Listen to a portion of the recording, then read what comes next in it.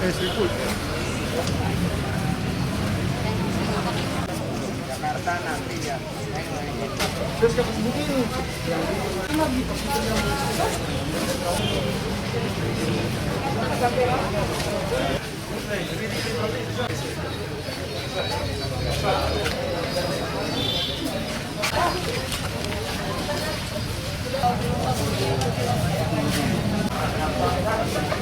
Dinas Kesehatan dan BNPB itu selaku gugus depan itu memberikan kami wewenang untuk melaksanakan kegiatan rapid ini tanpa membayar.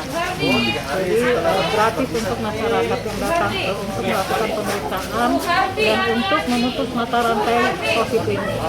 Apa-apa yang harus disiapkan oleh masyarakat? Nah, masyarakat cuma menyiapkan saja KTP.